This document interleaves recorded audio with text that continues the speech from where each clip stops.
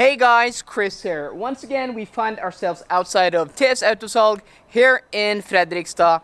My good friend Thomas has gotten in this recently, a 2010 Volvo XC60 2.4 diesel Summum. In today's video, we're going to go through the exterior and the interior and a short test drive at the end of the video.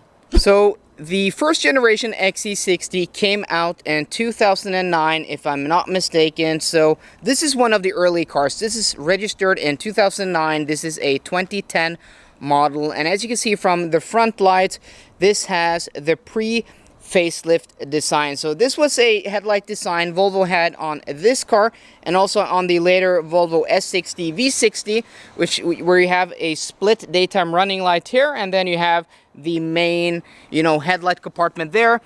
Later models, everything just was in one piece. But I remember when these cars came out in 2009, I thought they were really beautiful and really cool, and they still look quite nice. The shape of the XC60 has been with us for very long, and also, the overall shape is also kept in the new XC60, though they have, put to work the new design language. So starting off from the side, this is a mid-size or a compact size in the US luxury SUV, and this color is a type of gray color, not sure what it's called, a very dark gray color. And here you can see Volvo's old, logo design with the blue background there on Volvo. The new ones look a bit different, and it has just, a simple grill design. Don't know what that pattern is called. Looks like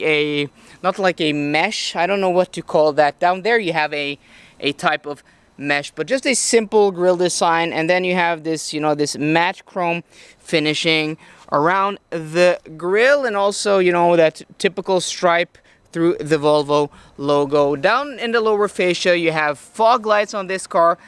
They are halogen, and so are the high beams, but I think the low beams are xenon on this car. And well, there isn't too much to talk about this in this front design. Just, classic and typical Volvo of the period. And then you have these unique XC wheels, actually. Really cool with the XC logo on the wheels there, and these are 18-inch wheels. That goes to show how big wheels have become today, because these don't look the largest, but 18s aren't that small.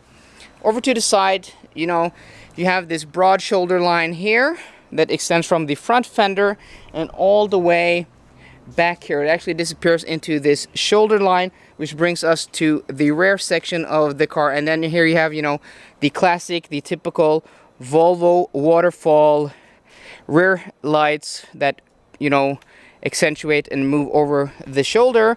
XC60 badging there. This is a 2.4 liter diesel 5-cylinder and with all-wheel drive. We're going to get back to that in the driving portion of this video. It's an engine I'm very fond of and wish Volvo still made. You have dual exhaust there, each on one side, and this also has a trailer hook. Since we're at the back of the car, well, we'll show you that afterwards. Here you have, the Volvo lettering, which they have had for, I don't know, the longest of times, and that's what they still have today. So just the, the classic Volvo look. And then you also have actually rear fog lights down here, I think, with reflectors. And this car also has parking sensors. Of course, no 360 camera since, well, this is a 2010 model. I don't think any cars had that at the time. And yeah, you only have rear parking sensors, no parking sensors in the front of this car. And let's take a look at the trunk. Of course, it's not electrically operated, being a 2010 model. Remember, this is a almost 10-year-old car with 100,000 miles, 160,000 kilometers on the clock. And yeah, this trunk is actually quite huge, guys. And you have this pull over here to cover the trunk, and also the headrests look like they fold, actually. So let's go ahead, take a step inside. Just before we go inside, show you guys the key. This is correct to the period Volvo keys with lock, unlock, and also you can actually turn on the headlights. And then you can also open the trunk, or at least release the latch. And let's see if this works. Oh, it only lights up the side indicators here, the blinkers, which is interesting. So you can see the amber blinkers there, and let's see if they light up at the rear. Yeah, the rear lights actually light up. I think this is to find your car when it's dark. Actually, a very practical feature. So you hit the button, it lights up, and then it's easier for you to find your car. So this being a 2010 model, it does not have keyless entry, it does not have keyless go, but it actually has folding mirrors. When you lock the car, the mirrors actually fold, which is impressive for this time period. And then unlock, the mirrors do unfold. So let's take a step inside. And I've actually driven this generation of Volvo XC60 earlier. Last year, actually, the T6 model I had, the press car I had. So this is a quite different beast, but the interior is basically much of the same. You have soft touch plastics up top here, actually softly padded, and then you have this, yeah, this is faux chrome trim or faux metal trim. This is actually plastic, but the door handle is plastic. And you can hear this doesn't, you know, live up to Volvo quality today. Though for the period, this wasn't bad, and Volvo wasn't, you know, the full premium manufacturer as they are today, and weren't asking the same prices for the car. You have leather here on the inserts, like an alligator type of finishing, actually. Texture. Alligator type of texture. That's a bit unusual, but actually quite cool. And you have the same on the seats as well. And for, you know, for being this high of a mileage car, the interior doesn't look bad at all. Here we have the electric window switches, just automatic up and down on all 4 windows. You can also, here you have a child lock for the rear windows. You also have the electrically operated mirrors, and then you can also press both right and left buttons to fold and unfold the mirrors when parked. Also, here you have the central locking switches, and then you have a storage bin here, which actually goes a bit deep back there. A very different design, and you also have like a shelf there. Don't know what that's good for, but they have that at least. And here you also have the bass speakers in the doors. You probably have some mid-range speakers up there, and then you have the tweeters in up here by the mirrors. Since this is a Summum, this was the top trim you could get back in 2010.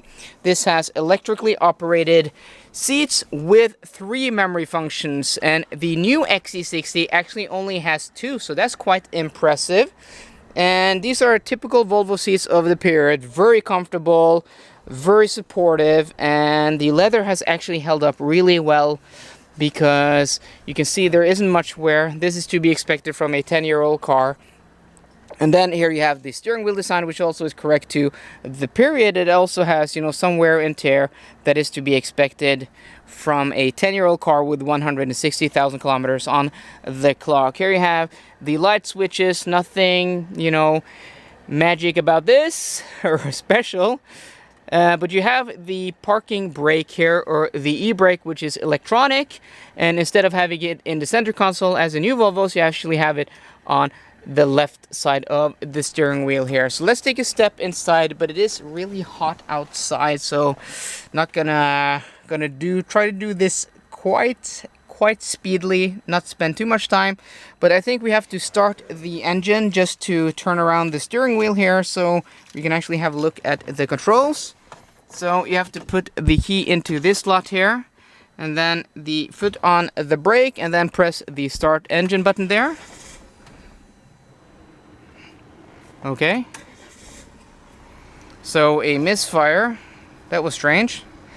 Okay, so here we have the steering wheel. I'm just gonna keep the engine running here because it is 27 degrees Celsius outside, quite hot though it is overcast. We have the cruise control buttons here on the left, so turn on and off cruise control, increase and decrease your speed, and then you can, you know, just pause cruise control, and then you can resume cruise control there. Here you have your audio controls, volume up and down, skip forward and backwards, and then you also have to answer and hang up on phone calls.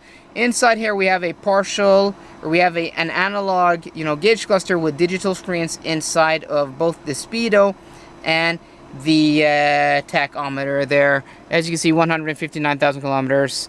So this actually is quite cool for the period. Not all cars had, a setup like this.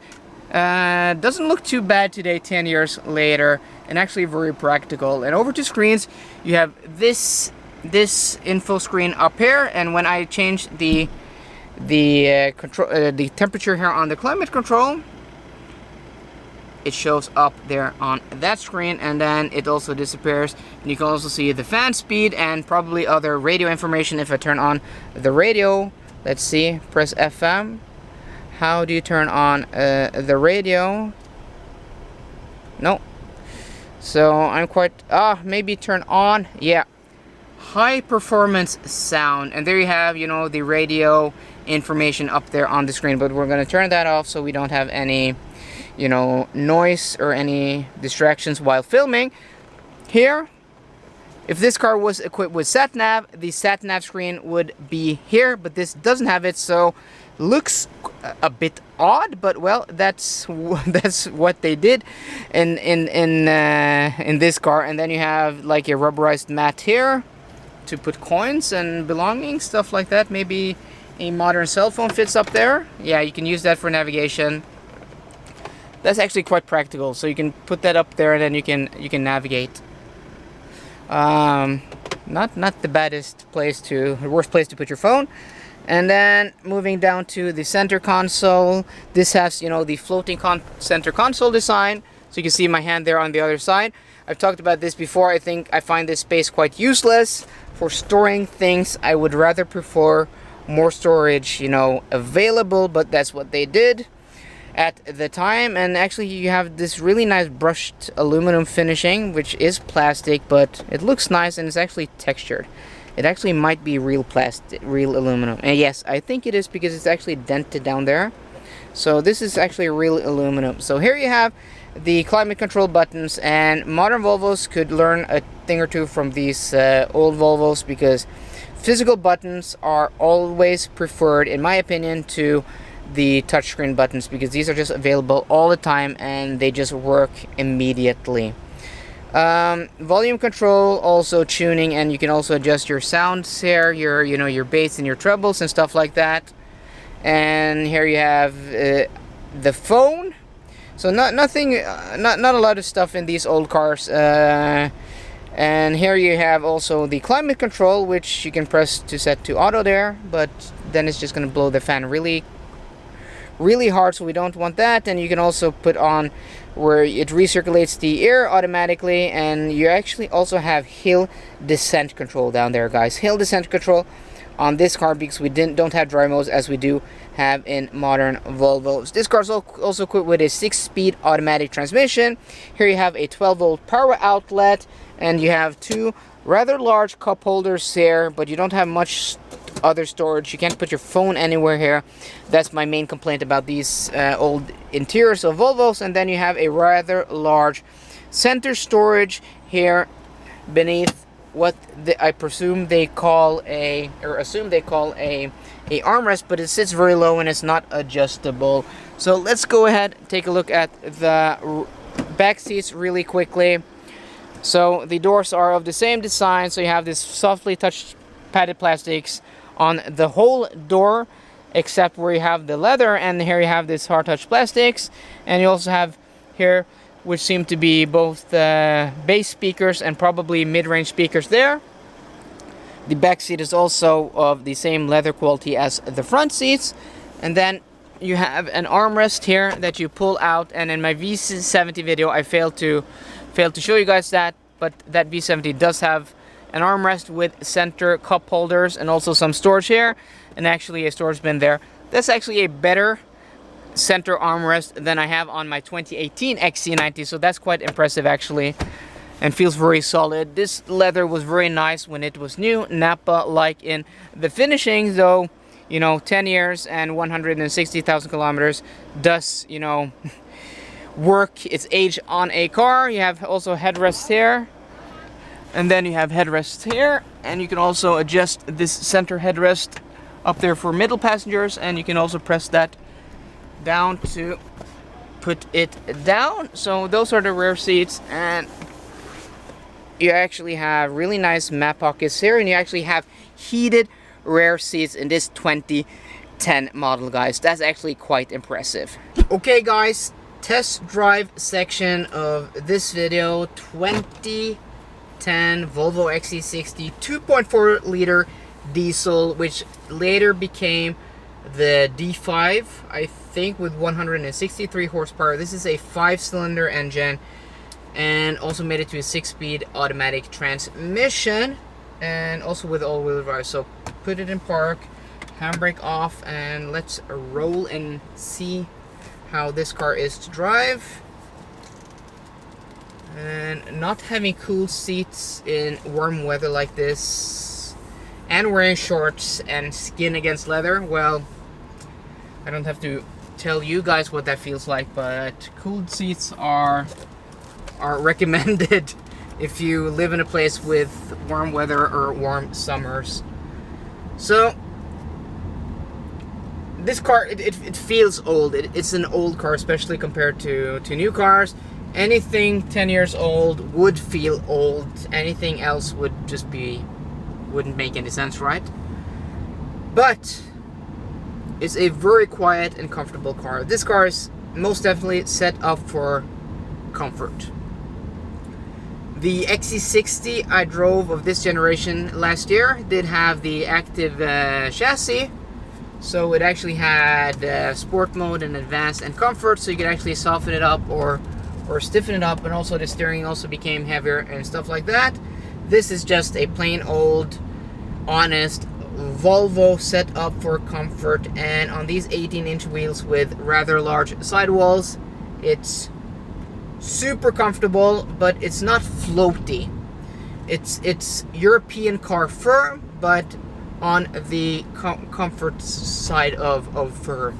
So it's actually quite impressive to drive this car here on these rather poor industrial estate roads.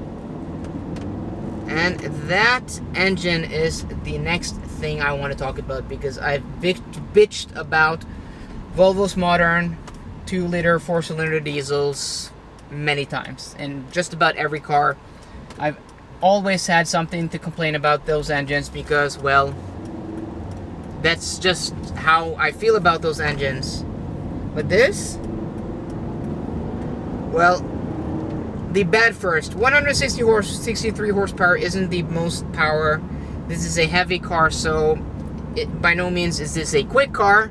It's adequate for this type of car, but it's so quiet and so refined, this engine. It's a 5-cylinder, so it sounds also very good for being a diesel. It has a rumble.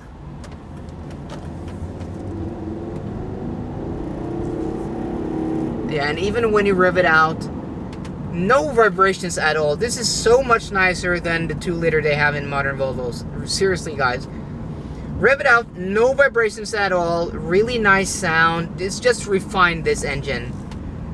And yeah, it's just a really nice engine, guys.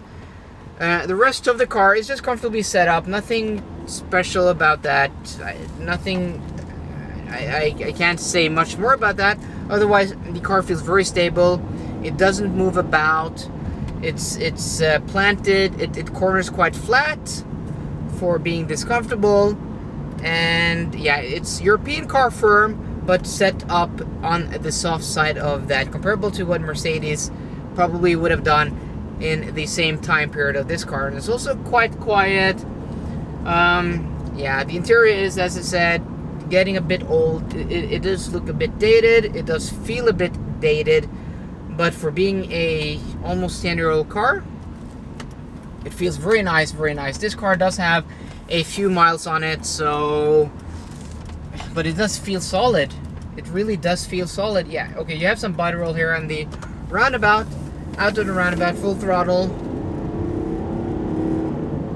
Yeah, it's a very pleasant engine, guys. This is Volvo's best diesel engine ever. And they don't make it anymore. They don't make it anymore. It's a real pity because I wouldn't mind a diesel engine in my XC90 if it had this diesel engine. Sure, it would need more power, but well, they extracting 235 horsepower from a 2-liter 4-cylinder, they could probably easily do 300 in this, no problem at all. It's just really impressive. And then it does have really nice low-end punch. It's lacking in the horsepower department, but here out of a low-speed corner, it pulls really nicely, really linear, and actually this 6-speed automatic transmission shifts nicely, comfortably, responds really nicely. There's no lag at low speeds like you do have in other cars, like our Audi A4 or 2018 model. Just gonna pull over to the side here and listen to this engine while idling. Turn down the fan here on the AC.